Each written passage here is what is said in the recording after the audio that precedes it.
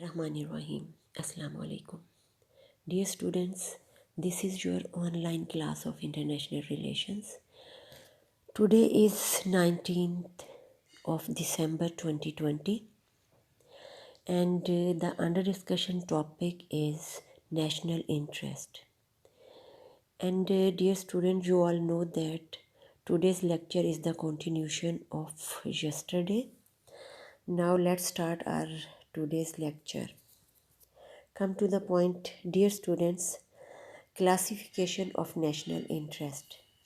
हमने अपने कल के लेक्चर में नेशनल इंटरेस्ट की तारीफ़, उसका मफ़हूम और नेशनल इंटरेस्ट के कंपोनेंट्स के बारे में आगाही हासिल की थी।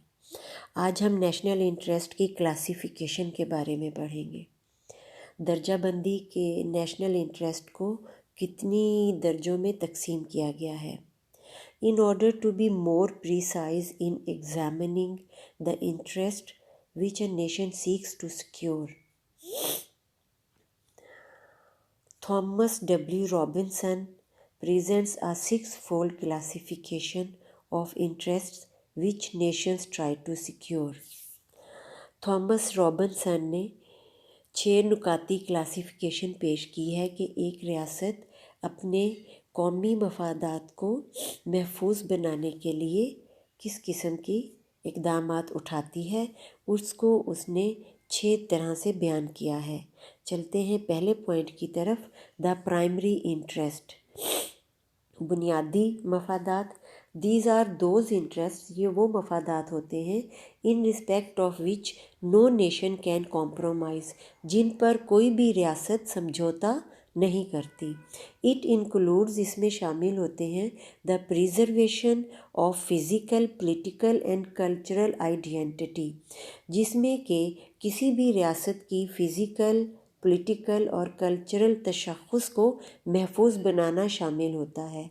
अगेंस्ट पॉसिबल इंक्रोचमेंट्स का मतलब होता है नाजायज़ कब्ज़ा, गैर कानूनी कब्ज़ा या जिसे आप लोग तजावुज़ात के नाम से भी समझते हैं।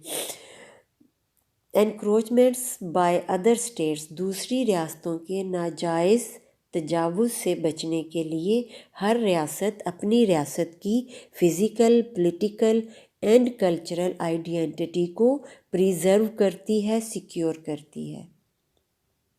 आ state has to defend these at all cost, ये हर रियासत हर कीमत पर इनकी हिफाजत करती है। Number second, secondary interest. These are less important, ये निस्बतन कम अहमियत के हामिल हैं दैन दी प्राइमरी इंटरेस्ट, बुनियादी या इब्तदाई मफादात की बानिस्बत कम अहमियत के हामिल हैं। Secondary interest are quite vital for the existence of the state. This includes the protection, इसमें शामिल होते हैं हिफाजत of the citizens abroad and ensuring of diplomatic immunities for the diplomatic staff. ये शहरियों, जो दूसरे रियासतों में एक रियासत के शहरी किसी भी सिलसिले में, रोज़गार के सिलसिले में, एजुकेशन के सिलसिले में या वहाँ पे सेटल होने के लिए गए हुए होते हैं, उनके तहफ़्फ़ुज़ करती है। और उसके साथ साथ जो डिप्लोमेटिक स्टाफ होता है, डिप्लोमेटिक स्टाफ किसको कहते हैं? अज़ीज़ तालिबात, ये बात भी आप समझ लीजिए कि हर रियासत ने दूसरी रियासत में अपना एक ऑफ़िस बनाया होता है जिसे वहाँ का डिप्लोमेटिक ऑफ़िस बोलते हैं, सफ़ारत खाना भी कहा जाता है उसे। वहाँ पर उस रियासत के अफराद बैठते हैं जो कि अपनी रियासत की नुक्ता नज़र को, अपनी रियासत की पॉलिसीज़ को वहाँ पर बैठकर ना सिर्फ प्रोजेक्ट करते हैं बल्कि उनको हाईलाइट भी करते हैं और प्रिजर्व भी करते हैं। तो हर रियासत दूसरी रियासत में अपना एक सफ़ारत खाना कायम करती है। उस सफ़ारत खाने के अंदर, उस ऑफ़िस के अंदर रहने वाला स्टाफ फिर डिप्लोमेटिक स्टाफ कहलाता है। उनकी हिफाजत भी जिस रियासत से मुतल्लिक वो होते हैं उसके ज़िम्मे होती है। और ये सेकेंडरी انٹرسٹ کے اندر یہ چیزیں آتی ہیں کہ ہر ریاست دوسری ریاست میں موجود اپنے شہریوں کو اور ڈپلومیٹک سٹاف کو بھی تحفظ فراہم کرتی ہے۔ Number 3 is permanent interest. These refer to the relatively constant long-term interest of the state. یہ نسبتاً طویل المدتی مفادات ہوتے ہیں ہر ریاست کے۔ These are subject to very slow changes. یہ بہت آہستہ آہستہ تبدیلی سے ہمکنار ہوتے ہیں۔ The US interest to preserve its sprees of influence and to maintain freedom of navigation in all the oceans is the example of the such interest. US United States of America. United state اس کو کیوں بولتے ہیں dear students? امریکہ کو United States اس لیے کہتے ہیں کہ امریکہ 50 ریاستوں پر مشتمل ہے۔ اور اب یہ بھی آپ جان لیجئے کہ امریکہ کے اندر ریاست سے مراد ایک صوبہ ہے۔ جیسے پاکستان کے لیے ہم صوبے کا لفظ استعمال کرتے ہیں، امریکہ میں اس کے لیے ریاست کا لفظ استعمال کیا جاتا ہے۔ ایک یہ مطلب ہے اس کا، اور دوسرا یہ کہ جب یونائٹڈ اسٹیٹ آف امریکہ نے آزادی حاصل کی تھی، یہ بھی آپ لوگ جان لیں کہ امریکہ پہلے برطانیہ کی کالونی تھا۔ برطانیہ سے آزادی حاصل کی تو اس وقت امریکہ 13 ریاستوں پر مشتمل تھا۔ پھر آہستہ آہستہ جو اس کی قریبی ملحقہ ریاستیں تھیں انہوں نے امریکہ کی کنفیڈریشن میں شامل ہونا شروع کیا، اس لیے پھر ان کے لیے صوبے کی جگہ ریاست کا لفظ استعمال ہوتا ہے۔ لہٰذا جہاں بھی یو ایس کا آپ ورڈ دیکھیں تو اس کی فل فارم ہوگی یونائٹڈ اسٹیٹس آف امریکہ۔ تو یہاں پر پرماننٹ انٹرسٹ کے اندر آپ کو یہ بات سمجھائی گئی ہے کہ جیسے یو ایس جو ہے اس نے اپنے مفادات کو تحفظ دینا ہوتا ہے ان آل اوشنز، اور نیویگیشن کہتے ہیں جو کہ سمندری سفر، سمندری راستے اور وہاں پر جہاز وغیرہ چلتے ہیں ان کے لیے یہ ٹرم استعمال ہوتی ہے۔ Number 4 is variable interest. Such interests are those interests of a nation which are considered vital for national good in a given set of circumstances. Variable interest وہ انٹرسٹ ہوتے ہیں جو کہ کوئی بھی ریاست کے لیے بہت ضروری خیال کیے جاتے ہیں اور وہ ریاست ایک گیون سرکمسٹانسز کے اندر ان کو دیکھتی ہے۔ In this sense, these can diverge from both primary and permanent interest. The variable interests are largely determined by the cross currents of personalities, public opinion, sectional interests, partisan politics and political moral folkways. Number 5 is the general interest. General interests of a nation refer to those positive conditions which apply to a large number of nations or in several specified fields such as economic, trade, diplomatic relations et cetera, جو تجارت سے، اقتصادیات سے، سفارتکاری سے متعلقہ ہوتے ہیں وہ سارے اس میں ریفر کیے ہوتے ہیں۔ To maintain international peace is a great interest of all the nations. تمام قوموں کے نزدیک بین الاقوامی امن بہت اہمیت کا حامل ہے۔ Similar is the case of disarmament and arms control. Disarmament کا مطلب ہوتا ہے اسلحے سے پاک ہونا، اور آرمز کنٹرول کا مطلب ہوتا ہے اسلحے کو اور اسلحے کے پھیلاؤ کو روکنا۔ اسلحے کا پھیلاؤ روکنا ہو یا اسلحے کی ترسیل کو روکنا ہو، اس سب کا تعلق دنیا کے امن سے ہے۔ لہٰذا دنیا کا امن جو ہے وہ تمام قوموں کے نزدیک اہمیت کا حامل ہے۔ Number 6 is specific interest.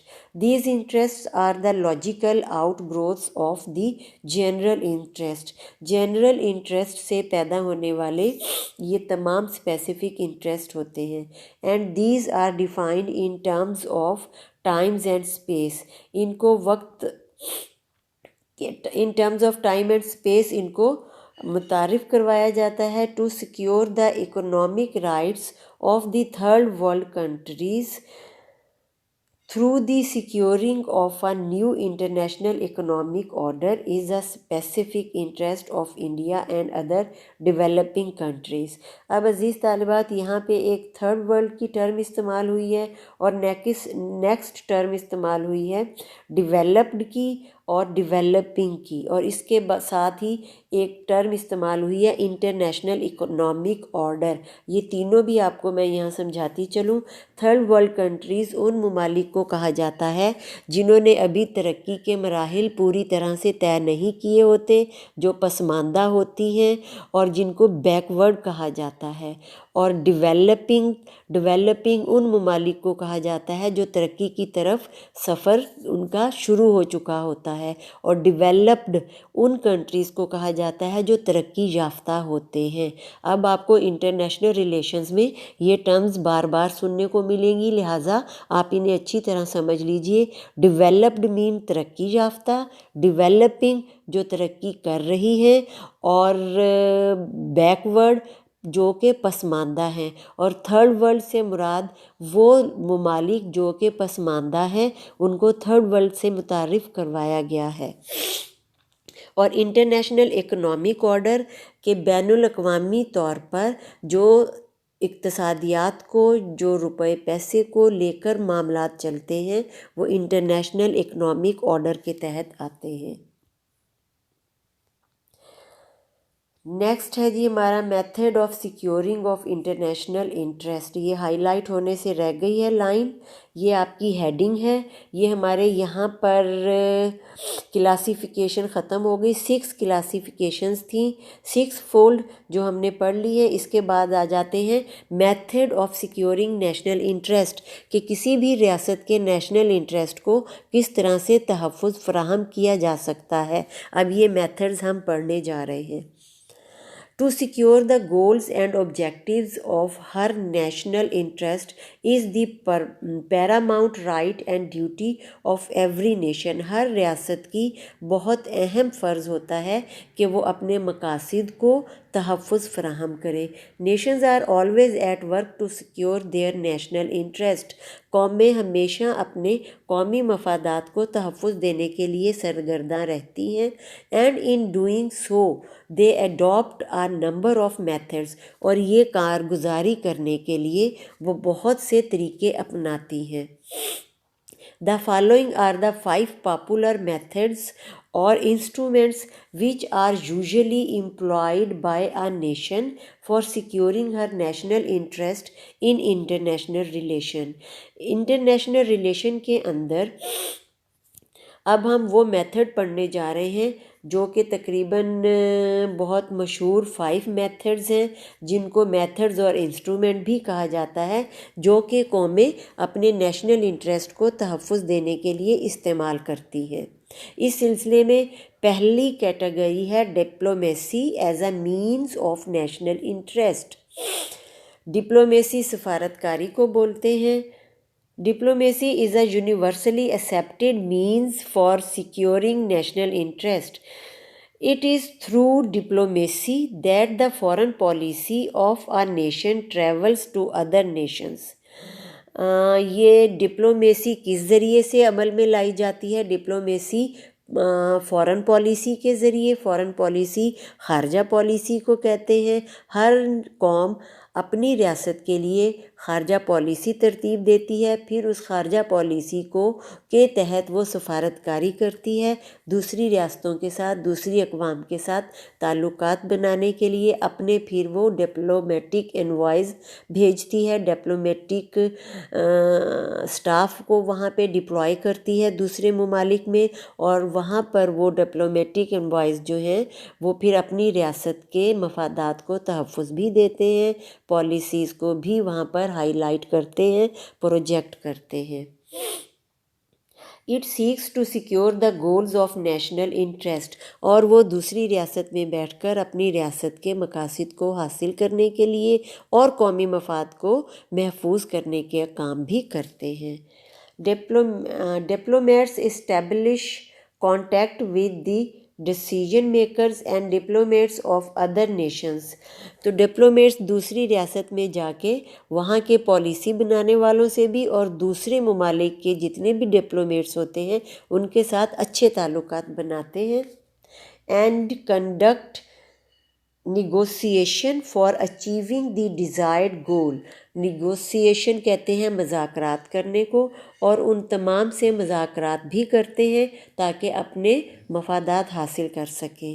And objectives of national interest of their nation, اور اپنی قوم کے قومی مفاد کو حاصل کر سکیں. Diplomats use persuasion. اب ڈپلومیٹس جو ہیں وہ کس طرح سے اپنے مفاد حاصل کر سکتے ہیں یا اپنے نیشنل انٹرسٹ کو سیکیور کر سکتے ہیں، یہ ان کے طریقے لکھے ہوئے ہیں. پرسویشن کا مطلب ہوتا ہے ترغیب دینا دوسرے ممالک کو اور دوسرے ممالک کے ڈیسیجن میکرز کو، یہ پرسویشن دینا کہ اگر وہ ہمارے ساتھ تعلقات قائم کریں گے تو ان کے لیے اس طرح سے فائدہ ہے اور ہماری ریاست کو اس کا یہ بینیفٹ ہو سکتا ہے. یہ ہوتی ہے پرسویشن. نیکسٹ ہے جی تھریٹس. تھریٹ ہے کسی کو دھمکی لگانا. اگر کوئی ایسے ناگزیر حالات پیدا ہو گئے ہیں کہ اس ریاست کو دوسری ریاست کو بتانا پڑے کہ اگر آپ نے ہمارے ساتھ تعلقات اس طرح نہ رکھے تو اس کے نتائج جو ہیں وہ سنگین بھی ہو سکتے ہیں. Next is reward.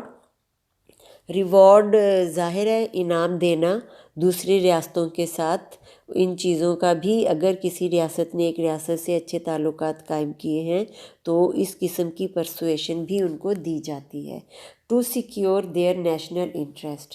Diplomatic negotiations, reconciliation, accommodation constitute the most effective means of conflict resolution.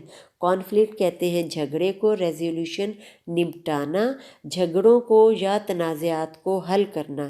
Resolution مین ان تنازعات کو حل کرنے کے لیے ڈپلومیٹک مذاکرات، نیگوسیشن، ریکنسیلیشن تصفیہ، اکاموڈیشن سمجھوتا کہہ لیں اس کو. یہ بہت مؤثر طریقے ہوتے ہیں کانفلکٹ ریزولوشن کے.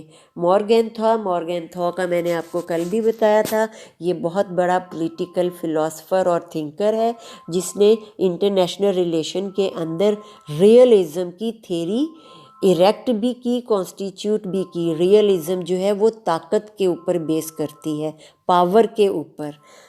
مورگنتھا regards diplomacy as the most primary means. وہ اس کو ابتدائی ذرائع میں شامل کرتا ہے. نیکسٹ ہے جی propaganda. Next method propaganda. Propaganda is the part of salesmanship. It is the art of convincing others about the justness of the goals and objectives which are desired to be secured.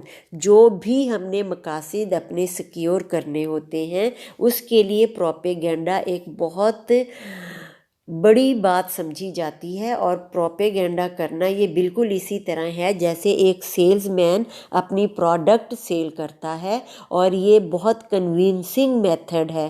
آپ کو بہت skilfully, آرٹفلی اپنے goals کو، اپنے objectives کو کی projection کے لیے پروپیگنڈا کرنا پڑتا ہے، اور یہ ایک بہت ہی فل آف آرٹ چیز ہے.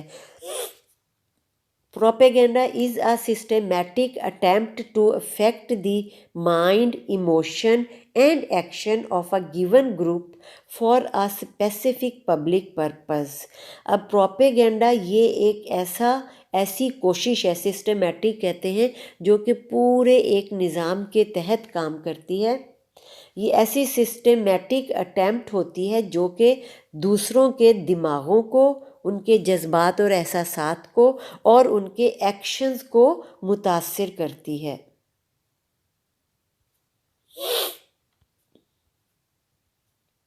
جی پروپیگنڈا، اور it is directly addressed to the people of other state and its aim is to secure the self interest. یہ دوسرے ممالک یا دوسری ریاستوں کے لوگوں کو ایڈریس کرنا ہوتا ہے اس کے ذریعے سے، اور اس کا مقصد بھی اپنے سیلف انٹرسٹ کو تحفظ دینا ہوتا ہے. آپ نے ڈیئر اسٹوڈنٹ اکثر دیکھا ہوگا جب چائنا کے لوگ یا چائنا کے ڈپلومیٹس ہمارے پاکستان آتے ہیں یا پاکستان کے چائنا جاتے ہیں تو پاکستان میں ان کی آمد پر ترانے بجائے جاتے ہیں، پاک چین دوستی زندہ آباد۔ تو یہ بھی اسی قسم کا پروپیگنڈا ہوتا ہے اپنے ڈپلومیٹک ایمز کو سیکیور کرنے کے لیے۔ اسی طرح جب سعودی عرب کے لوگ آئیں تو اس وقت بھی ہمارے خاص جذبات اور احساسات ہوتے ہیں، ان کو متاثر کرنے کے لیے بھی اس طرح کے سلوگنز، اس طرح کے سانگز بنائے جاتے ہیں۔ جب کانفرنسز ہوتی ہیں اس وقت بھی special tunes, special slogans, special themes بنائی جاتی ہیں، کیونکہ یہ پروپیگنڈا کے ٹیکنیکس ہوتی ہیں جو کہ دوسری ریاستوں کے لوگوں کے ذہنوں کو، ان کے احساسات کو اور ان کے ایکشنز کو متاثر کرتی ہیں۔ بالکل اسی طرح جس طرح کوئی پروڈکٹ لانچ جب ہوتی ہے تو اس کے اوپر الیکٹرانک میڈیاز کے اوپر، پرنٹ میڈیا کے اوپر اس کی باقاعدہ پبلسٹی ہوتی ہے، اور آپ دیکھ لیں عام سے عام چیز کے لیے بھی جس طرح جنگلز بنائے جاتے ہیں تو یہ پروپیگنڈا بھی اسی مہم کا ایک حصہ ہے۔ نیکسٹ آ جاتا ہے ہمارا economic means. The rich and developed nations use economic aid and loans as the means for securing their interest in international relations۔ International relations میں اپنے انٹرسٹ کو سیکیور کرنے کے لیے رچ اور ڈیولپڈ قومیں جو ہیں وہ اکنامک مینز بھی استعمال کرتی ہیں۔ اکنامک مینز کیسے استعمال کرتی ہیں؟ ان نیشنز کو، ان ریاستوں کو جو غریب ہوتی ہیں ان کو اکنامک ایڈ پرووائڈ کرتی ہیں، ان کو قرضے دیے جاتے ہیں، ان کو مختلف سوشل، اکنامک اور ایجوکیشنل پروجیکٹ کو کیری آن کرنے کے لیے ان کو امداد فراہم کی جاتی ہے۔ بعض قومیں جو ہیں وہ امداد دیتی ہیں اور کچھ اس کے ساتھ قرضے بھی دیتے ہیں۔ اس کی ایک ایگزامپل آپ یہ بھی لے لیجئے کہ 2010 میں پاکستان پنجاب کے جنوبی حصے میں بہت خطرناک سیلاب آیا، تو اس سیلاب سے نمٹنے کے لیے پوری دنیا نے ہماری مدد کی۔ اسی طرح جب زلزلہ آیا تھا کشمیر اور ہمارے ناردرن ایریاز میں، تب پوری دنیا سے ہمارے لیے امدادی پیکج بھی آئے تھے اور کئی بڑی میجر پاورز نے ہمیں اکنامک ایڈز بھی فراہم کی تھی، اور اس کے ساتھ انہوں نے ہمارے ان افیکٹی ایریاز میں کنسٹرکشن کی سلسلے میں بھی اور لوگوں کی ریہیبلیٹیشن کے سلسلے میں بھی امداد فراہم کی تھی۔ اور یہ جو میں آپ کو جنوبی پنجاب کے سیلاب کی ایگزامپل دے رہی ہوں، اس میں ترکی نے ہماری خاطر خواہ امداد کی تھی، اور جنوبی پنجاب کے ڈسٹرکٹ مظفر گڑھ میں انہوں نے باقاعدہ ایک کالونی، 2 کالجز اور ایک ہاسپٹل جو کہ ترکی ہاسپٹل کے نام سے ہے وہ انہوں نے تعمیر کر کے دیا تھا۔ یہ ہوتی ہے اکنامک ایڈز، اور یہ بھی وہ مینز ہیں جو کہ آپ کے کسی بھی قوم کے نیشنل انٹرسٹ کو سیکیور بھی کرتے ہیں اور دوسری ریاست میں ان کے امیج کو بہت اچھا بھی بناتے ہیں۔ The dependence of the poor and lowly developed nations upon the rich and developed nations for the import of industrial goods, technological know-how, foreign aid, armaments, and for selling raw materials has been responsible for strengthening the role of economic instrument of foreign policy. In this era of globalization, conduct of international economic relations has emerged as a key means of national interest۔ اب dear student یہاں پہ ایک term use ہوئی ہے dependence کی، یہ میں نے پچھلے پریویس لیکچرز میں بھی آپ کو ایک بار ڈیفائن کیا تھا، ڈیپینڈنسی کیا ہوتی ہے اور انٹر ڈیپینڈنس کیا ہوتی ہے۔ اور اس کے بعد یہاں پہ گلوبلائزیشن کی ٹرم استعمال ہوئی ہے۔ گلوبلائزیشن کا مطلب یہ ہے کہ پوری دنیا جو ہے وہ آج کل کی جدید کمیونیکیشن اور ٹیکنالوجی کی وجہ سے ایک گلوبل ویلیج بن چکی ہے اور ایک دوسرے کے بہت قریب آ چکی ہے، اور اکنامک ایڈ جو ہے وہ نیشنل انٹرسٹ کو سیکیور کرنے میں بہت اہم کردار ادا کرتی ہے۔ نیکسٹ نمبر 4 آ جاتا ہے الائنسز اینڈ ٹریٹیز. الائنس کہہ دیتے ہیں اتحاد کو اور ٹریٹی معاہدے کو. Alliances and treaties are concluded by 2 or more states. Conflictual interests may lead to alliances and treaties. کانفلکچول کہتے ہیں تنازعاتی انٹرسٹ، کہ وہ ہمارے مفادات، جس سے کہ آپ یوں سمجھیں جیسے ہمارا اور انڈیا کا بارڈرز کا بھی اور ایک کلیش ہمارا ہر وقت چلتا رہتا ہے، اور وہ ہمارے کانفلکچول انٹرسٹ بن جاتے ہیں. اس سلسلے میں پھر ہم اپنے الائز ڈھونڈتے ہیں کہ کون سی ریاستیں، کون سی قومیں ہمیں کسی جنگ کی صورت میں، کسی وار کی صورت میں ہمیں امداد دے سکتی ہیں یا انٹرنیشنلی ہمارا ساتھ دے سکتی ہیں. میں لیڈ ٹو الائنسز، ہم اتحاد قائم کرتے ہیں اور معاہدات کرتے ہیں ود لائک مائنڈ، اپنے ذہن سے ملتے جلتے مائنڈ اسٹیٹس کے ساتھ، against the common rival of opponents, کہ جو ان کا ایک دشمن ہو اس کے خلاف کوئی ساتھ دے سکیں، پھر ہم ان کے ساتھ معاہدات کرتے ہیں. اب اس میں آپ یہ پاکستان کی اگزامپل بھی لے سکتی ہیں کہ جیسے پاکستان اور انڈیا کا جب کلیشز ہوتے ہیں تو وہ ریاستیں جو پاکستان کے ساتھ زیادہ ان کا مائنڈ سیٹ ملتا ہے وہ پاکستان کے ساتھ اتحاد قائم کرتی ہیں، یا پاکستان جن ریاستوں کے لیے دوستی میں کام کر رہا ہوتا ہے، کہیں پہ اپنی فوج ڈپلوائے کی ہوئی ہوتی ہے، کہیں پہ اپنے سائنٹسٹ، اپنے ٹیچرز، اس طرح کی لوگ بھجوائے ہوئے ہوتے ہیں، ان سے پھر وہ جو مدد لیتا ہے تو ان کے ساتھ پھر الائنس کر لیتا ہے. اسی حوالے سے جیسے چائنا کے ساتھ ہمارا الائنس ہے، چائنا ہمیں اکنامیکلی ایڈ بھی دیتا ہے، اس کے ساتھ ساتھ ہمارے ترقیاتی کاموں کے اندر بھی ہیلپ کرتا ہے. اب جیسے اکنامک کوریڈور پاکستان کی گوادر پورٹ تک بنا رہا ہے تو چائنا ہمارے الائز میں ہے، ہمارا الائنس ہے چائنا کے ساتھ. پچھلے سال جب پاکستان کو ضرورت پڑی سرمایہ کی تو چائنا نے اپنا سرمایہ ہماری بینکوں میں رکھا تاکہ پاکستان کو پیسے کی کمی سے پاکستان اس سے دوچار نہ ہو. اسی طرح سعودی عرب کے ساتھ ہمارا الائنس ہے، سعودی عرب بھی اپنا پیسہ ہماری بینکوں میں رکھتا ہے تاکہ پاکستان جو ہے وہ اپنے معاملات کو چلا سکے. تو یہ الائنسز ہوتے ہیں. اس کے ساتھ پھر ٹریٹیز بھی، معاہدے بھی کیے جاتے ہیں، ان کو بھی آگے ہم دیکھ لیتے ہیں.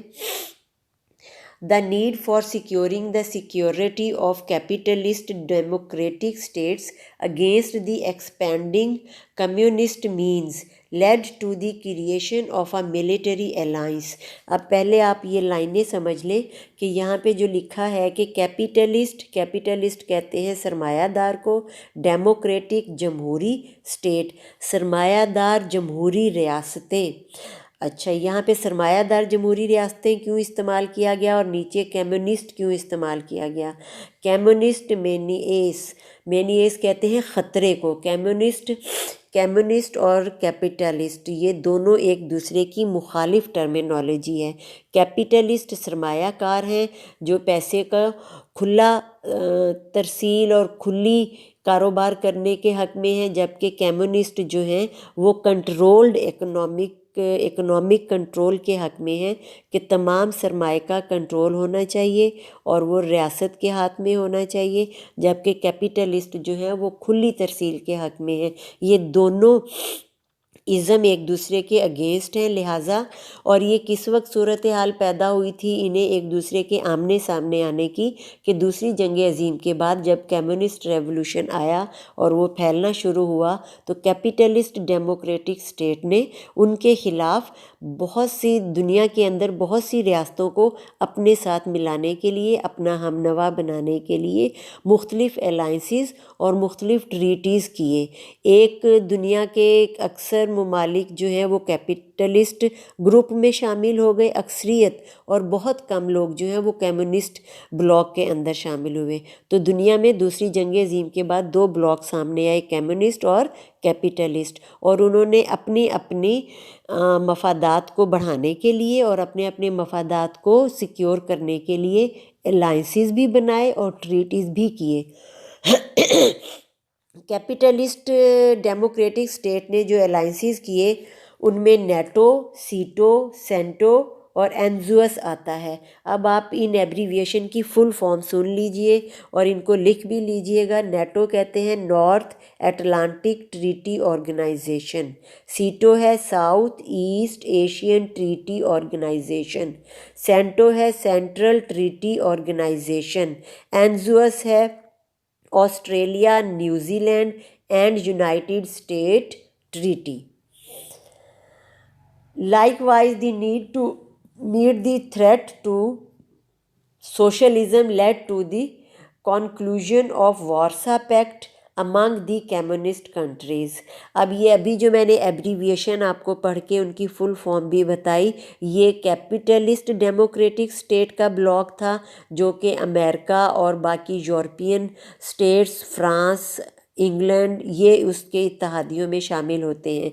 जबकि जो सोशलिस्ट ब्लॉक था जिसको कम्युनिस्ट ब्लॉक कहते हैं, उसके अंदर डियर गर्ल्स जो मैंने आपको बताया कि वो इकोनॉमिक कंट्रोल रियासत के हाथ में देना चाहते हैं, वो उस ब्लॉक ने अपने जो अलायंस बनाए, अपनी जो ट्रीटीज़ किए, वो वारसा पैक्ट के नाम से, मार्शल पैक्ट के नाम से तारीख में जाने जाते हैं।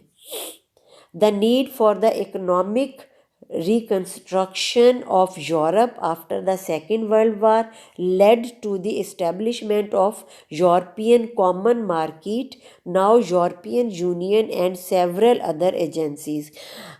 दूसरी जंग अज़ीम के बाद पूरे यूरोप ने अपनी एक यूरोपियन कॉमन मार्केट बनाई जिसे आजकल यूरोपियन यूनियन का नाम दिया जाता है।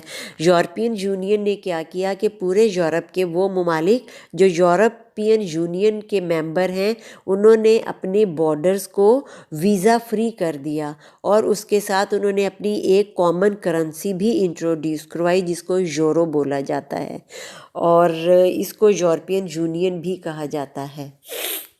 नेक्स्ट और फिफ्थ है जी कोर्सिव मीन। कोर्सिव कहते हैं बहुत जाबिराना, जालिमाना और जिसमें कि जंग भी आ जाती है, इस तरह की चीज़ें। वो कोर्सिव फोर्सफुल, ताकत के साथ किसी भी चीज़ को ताकत के ज़रिए कुचलना कोर्सिव कहलाता है। The role of power in international relation is a recognised fact. International relation के अंदर ताकत का इस्तेमाल या ताकत का किरदार बहुत तस्लीम शुदा हकीकत है। International law also recognises coercive means short of war as the methods that can be use by states for fulfilling their desired goals and ends. Objectives, interventions, बायकॉट्स। Objectives मकासद को कहते हैं, इंटरवेंशन मदाखलत करना, बायकॉट किसी भी चीज़ की बायकॉट करना, रिप्रेजल, रिटॉर्शनर। Severeness of relations are the popular coercive means which can be used by a nation to force others to accept particular course of behavior। किसी भी नेशन को, किसी भी रियासत को से अपनी बात मनवाने के लिए ये तमाम मेथड जो मैंने अभी पढ़े ये रियासतें इस्तेमाल करती हैं। War and aggression have been declared illegal means yet these continue to be used by the state। गो के जंग को और जंगी इक़दामात को बैनुल अक़वामी कानून के अंदर गैर कानूनी करार दिया गया है, लेकिन इसके बावजूद ये तमाम स्टेप्स जो हैं या ये तमाम मेथड्स वो रियासतें अपनाती हैं। Today, world public opinion accepts the use of war and other forcible means for the elimination of international terrorism। आज की बैनुल अक़वामी पब्लिक ने इस बात को तस्लीम किया है कि दहशत गर्दी को ख़त्म करने के लिए हमें वार और फोर्सिबल मीन्स को इस्तेमाल करना चाहिए। Dear students, this is the end of your today's lecture. इसको बहुत अच्छे से रीड कर लीजिएगा और उसके साथ आपने राइट डाउन भी करना है। स्टे होम, स्टे ब्लेस्ड, फ़ी अमान अल्लाह।